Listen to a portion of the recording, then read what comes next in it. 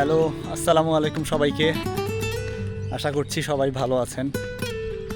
আমি আজকে আমাদের বাসার পেছনের একটা গ্রামে আসছি। গ্রাম এটা একটা দলা দলা জমি। এখানে মূলত আসছি হচ্ছে এখানে খুব চমৎকার কয়েকটা বট গাছ আছে। হ্যাঁ, বট গাছ, হ্যাঁ বট গাছই তো আপনাদেরকে দেখাবো। তো বট গাছ দেখে আমার ছোট ভাই জাহিদ, সে আসলে গাছের উপরেই উঠে গেছে। গাছের ভালো করে দেখলে দেখবেন জাহিদকে। হ্যালো জাহিদ ভাই, বহুদিন পর বট গাছে উঠলাম। জাহিদ বলতেছিল অনেকদিন পর সে বট গাছে উঠছে, অনেক কষ্ট হয়েছে তার গাছটা মোটা থাকার কারণে।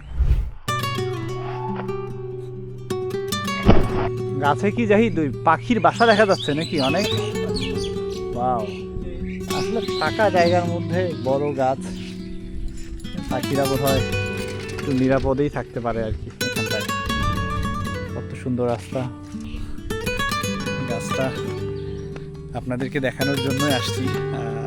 আসলে আমি আজকে প্রথম একটা ইউটিউব চ্যানেল খুলবো এবং এই ভিডিওটা সেই চ্যানেলের প্রথম ভিডিও হিসেবে যাবে। এই জন্য আসছি যে একটু মনোমুগ্ধকর খুব সুন্দর জায়গায় যদি আসা যায় আর আপনাদেরকে যদি এই ফিলটা দিতে পারি তাহলে বোধহয় মন্দ হবে না, এই ভাবনা থেকেই আসছি। আমার পেছনে গাছ, এরকম গাছ আরও পেছনে আরও দুটো আছে। যেদিক দিয়ে আসছিলাম ওখানে একটা গাছ ছিল, এখানে একটা গাছ, তারপরে গাছ, মানে এখানে বড় বড় গাছ যেন অনেক অনেক জোস জায়গাটা খুবই সুন্দর। একদম দলা জমি বাড়ির মাঝখানে এরকম বড় গাছ ভাবতেই ভালো লাগে, যেন মনে হয় যে ছোটোবেলায় যে পড়তাম বইয়ের মধ্যে কিংবা গল্প শুনতাম, ঠিক সেরকমটাই।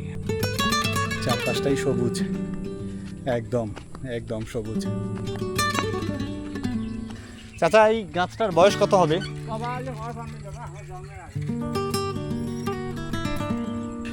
চাচা বললেন যে চাচার জন্মেরও আগের, তো সে থেকে মনে হচ্ছে যে চাচার বয়স তো 60 হবেই।